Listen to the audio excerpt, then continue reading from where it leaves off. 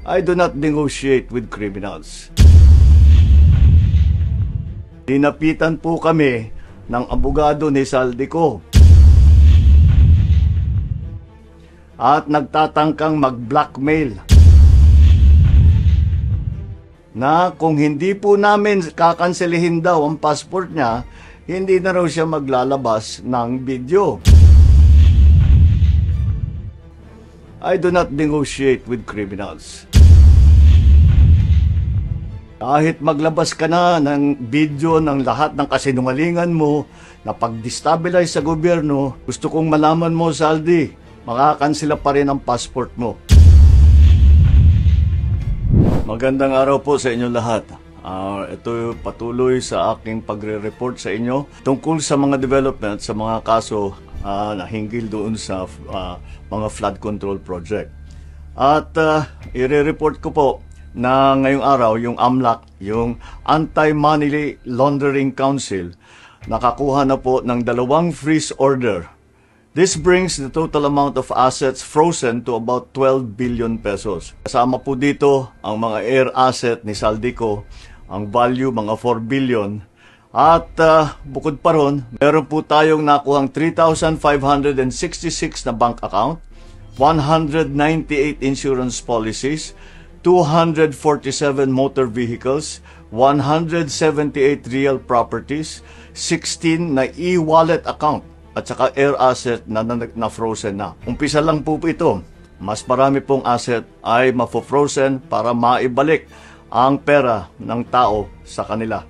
Ito po ang aming pangako that the money of the people will be given back to the people. Meron din pong development, yung ICI at saka ang DPWH magsusumite po ng ebidensya sa ombudsman and magrekomenda sila ng kaso ng plunder, anti-graft, bribery, conflict of interest sa 8 congressman na may-ari ng mga construction company na may proyekto sa DPWH. Lastly, meron po akong ibabanggit sa inyo. Dinapitan po kami ng abogado ni Saldico at nagtatangkang mag-blackmail na kung hindi po namin kakanselihin daw ang passport niya, hindi na raw siya maglalabas ng video. I do not negotiate with criminals. Kahit maglabas ka na ng video ng lahat ng kasinungalingan mo na pag-destabilize sa gobyerno, gusto kong malaman mo, Saldi, makakansela pa rin ang passport mo. Hindi ka na makakatakas sa hustisya. Magandang araw po sa inyo lahat. Ito patuloy sa aking pagre-report sa inyo tungkol sa mga development sa mga kaso na hinggil doon sa mga flood control project. At i-report ko po na ngayong araw yung AMLAC, yung Anti-Money Laundering Council, nakakuha na po ng 2 freeze order.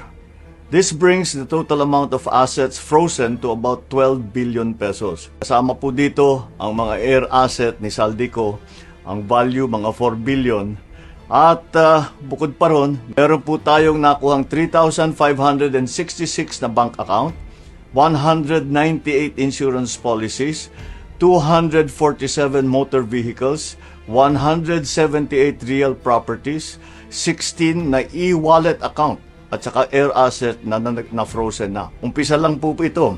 Mas marami pong asset ay mafo-frozen para maibalik ang pera ng tao sa kanila. Ito po ang aming pangako that the money of the people will be given back to the people. Meron din pong development, yung ICI at saka ang DPWH magsusumite po ng ebidensya sa ombudsman and magrekomenda sila ng kaso ng plunder, anti-graft, bribery, conflict of interest sa 8 congressman na may-ari ng mga construction company na may proyekto sa DPWH. Lastly, meron po akong ibabanggit sa inyo. Dinapitan po kami ng abogado ni Saldico at nagtatangkang mag-blackmail na kung hindi po namin kakanselihin daw ang passport niya, hindi na raw siya maglalabas ng video. I do not negotiate with criminals. Kahit maglabas ka na ng video ng lahat ng kasinungalingan mo na pag-destabilize sa gobyerno, gusto kong malaman mo, Saldi, makakansela pa rin ang passport mo. Hindi ka na makakatakas sa hustisya. Magandang araw po sa inyo lahat.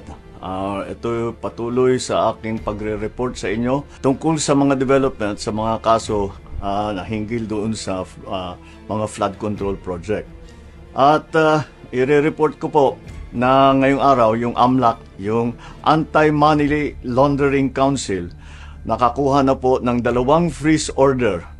This brings the total amount of assets frozen to about 12 billion pesos. Kasama po dito ang mga air asset ni Saldico, ang value mga 4 billion. At bukod pa ron, meron po tayong nakuhang 3,566 na bank account, 198 insurance policies, 247 motor vehicles, 178 real properties, 16 na e-wallet account, at saka air asset na frozen na. Umpisa lang po ito. Mas marami pong asset ay mafo-frozen para maibalik ang pera ng tao sa kanila.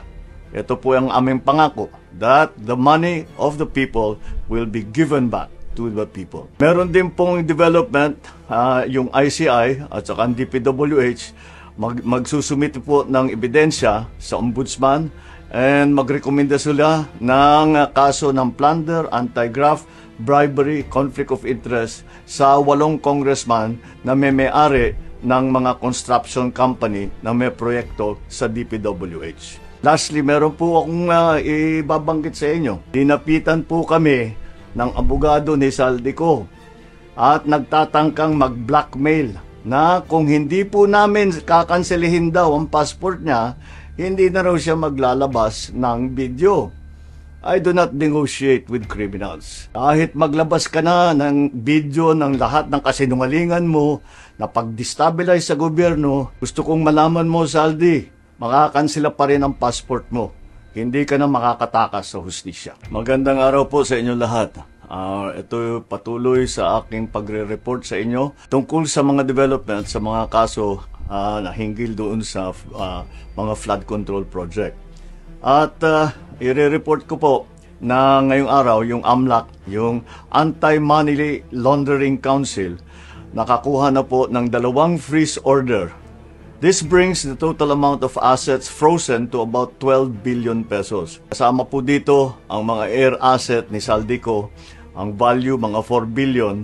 At bukod pa ron, meron po tayong nakuhang 3,566 na bank account, 198 insurance policies, 247 motor vehicles, 178 real properties, 16 na e-wallet account, at saka air asset na frozen na. Umpisa lang po ito. Mas marami pong asset ay mafo-frozen para maibalik ang pera ng tao sa kanila.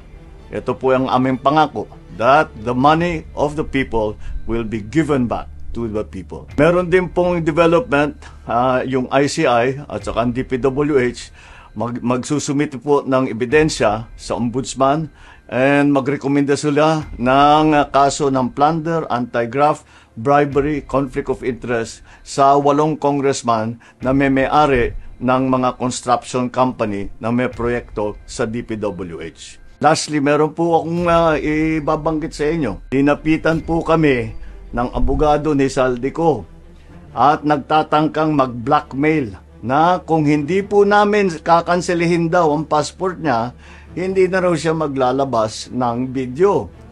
I do not negotiate with criminals. Kahit maglabas ka na ng video ng lahat ng kasinungalingan mo na pag-destabilize sa gobyerno, gusto kong malaman mo, Saldi, makakansela pa rin ang passport mo.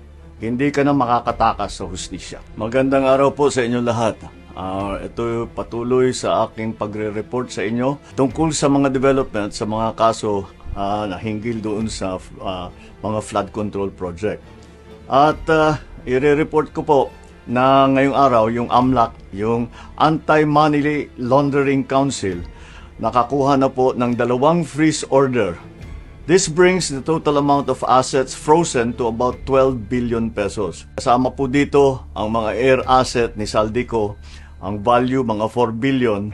At bukod pa ron, meron po tayong nakuhang 3,566 na bank account, 198 insurance policies, 247 motor vehicles, 178 real properties, 16 na e-wallet account, at saka air asset na frozen na. Umpisa lang po ito. Mas marami pong asset ay mafo-frozen para maibalik ang pera ng tao sa kanila. Ito po ang aming pangako that the money of the people will be given back to the people. Meron din pong development, yung ICI at saka ang DPWH, magsusumite po ng ebidensya sa ombudsman and magrekomenda sila ng kaso ng plunder, anti-graft, bribery, conflict of interest sa 8 congressman na may-ari ng mga construction company na may proyekto sa DPWH. Lastly, meron po akong ibabanggit sa inyo. Dinapitan po kami ng abogado ni Saldico at nagtatangkang mag-blackmail na kung hindi po namin kakanselihin daw ang passport niya, hindi na raw siya maglalabas ng video. I do not negotiate with criminals. Kahit maglabas ka na ng video ng lahat ng kasinungalingan mo na pag-destabilize sa gobyerno, gusto kong malaman mo, Saldi, makakansela pa rin ang passport mo. Hindi ka na makakatakas sa hustisya.